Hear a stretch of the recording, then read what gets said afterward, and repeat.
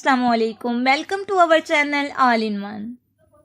آج ہم بات کرنے والے ہیں ڈی این اے ٹیسٹ کے بارے میں۔ ڈی این اے ٹیسٹ کیا ہے اور یہ کیسے کیا جاتا ہے، اور یہ بھی کہ ڈی این اے کے ذریعے کسی بھی انسان کی شناخت کیسے کی جا سکتی ہے۔ اس ویڈیو میں آپ کو ڈی این اے کے بارے میں مکمل تفصیل بتاؤں گی، اس کے لیے ویڈیو کو آخر تک مکمل دیکھیے۔ دوستو، ڈی این اے یعنی کہ ڈی آکسی رائبو نیوکلک ایسڈ انسانوں اور تمام جانداروں کے جسم میں پایا جانے والا ایک وراثتی مادہ ہے۔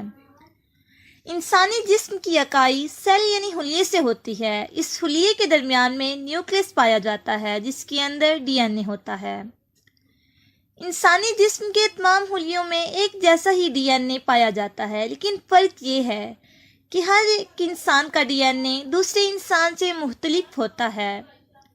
ہر انسان اپنے ڈی این اے کا 50% حصہ اپنی والدہ سے وصول کرتا ہے اور بقیہ 50% اپنے والد سے وصول کرتا ہے۔ ان دونوں ڈی این اے کے مخصوص مرکب سے انسان کا اپنا ڈی این اے بنتا ہے۔ ڈی این اے میں انسان کے بارے میں سب معلومات ہوتی ہیں، مثلاً اس کی جنس کیا ہے، اس کا رنگ کیا ہے، آنکھوں کا رنگ، عمر اور جسمانی ساخت وغیرہ سب شامل ہیں۔ اس کے علاوہ اس انسان کو کون کون سی بیماریاں لاحق ہیں، یہ بھی اس کے ڈی این اے سے معلوم کیا جا سکتا ہے۔ اب ہم بات کریں گے کہ ڈی این اے کیسے کیا جاتا ہے۔ جس شخص کا بھی ڈی این اے ٹیسٹ مقصود ہو، اس کا بال، خون، ہڈی اور گوشت یا ان میں سے کسی ایک چیز کا نمونہ لیا جاتا ہے۔ سب سے پہلے انسانی خلیے میں سے ڈی این اے الگ کر دیا جاتا ہے، پھر پولیمرز چین ری ایکشن نامی طریقے کی مدد سے ڈی این اے کی لاکھوں کاپیاں بنائی جاتی ہیں۔ ان لاکھوں کاپیوں کی مدد سے ڈی این اے کی لسٹ کی جانچ بہتر طریقے سے کی جا سکتی ہے۔ ڈی این اے کو جانچنے کے بعد D N a finger print بنایا جاتا ہے۔ دو مختلف نمونوں کے D N a finger print میں مماثلت دیکھ کر ان میں کسی تعلق کا تعین کیا جا سکتا ہے۔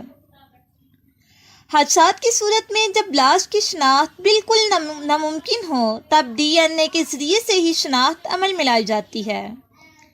ڈی این اے ٹیسٹ کی مدد سے جانچا جاتا ہے کہ اس لاش کا ڈی این اے کس خاندان سے ملتا ہے۔ ڈی این اے میں موجود جینیٹک کوڈز کے تقابلی جانچ سے معلوم کیا جا سکتا ہے کہ دو مختلف اشخاص میں کوئی خونی رشتہ ہے یا نہیں۔ اسی لیے جلسی ہوئی یا ناقابل شناخت لاشوں کے ڈی این اے نمونے لے کر دعوے دار لواحقین کے نمونوں سے ملائے جاتے ہیں۔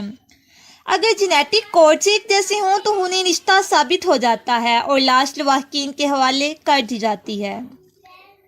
ڈی این اے ٹیسٹ کے بعد شک کی بالکل گنجائش نہیں رہتی۔ پاکستان میں فرانزک لیب، فرانزک سائنسدان اور ماہر عملے کی کمی کے باعث اس ٹیسٹ کو انجام دینے میں کافی مشکلات کا سامنا رہتا ہے اور اس کو مکمل ہونے میں تقریباً 1 ہفتہ بھی لگ جاتا ہے۔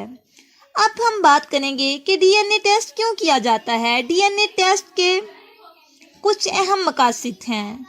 والدیت ثابت کرنے کے لیے اگر یہ جاننا ہو کہ کسی انسان کے حقیقی والدین کون ہیں تو اس انسان کا والدیت کا دعویٰ کرنے والوں کے ساتھ ڈی این اے میچ کر کے دیکھا جاتا ہے۔ اگر دونوں کے ڈی این اے میچ کر جائیں تو والدیت کا دعویٰ درست قرار دیا جاتا ہے۔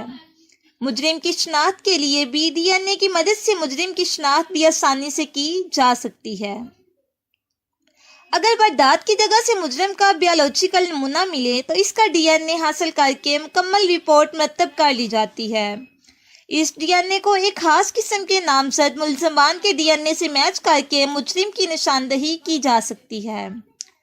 حالانکہ ڈی این اے سے یہ بھی پتہ کیا جا سکتا ہے کہ اگر آپ کے خاندان میں سے کسی کو وراثتی بیماری ہے تو وہ اپنے بچوں کی پیدائش سے پہلے ہی ڈی این اے ٹیسٹ کی مدد سے جان سکتے ہیں کہ ان کے بچے میں بھی یہ بیماری ہوگی یا نہیں۔ حالانکہ ڈی این اے سے متعلق آپ اپنے آباء و اجداد سے متعلق مکمل معلومات بھی حاصل کر سکتے ہیں۔ تو ہماری یہ ویڈیو پسند آئی ہے تو ہماری ویڈیو کو لائک کریں، چینل کو سبسکرائب کریں اور ساتھ ہی بیل آئیکن کو پریس کریں۔ اللہ نگہبان۔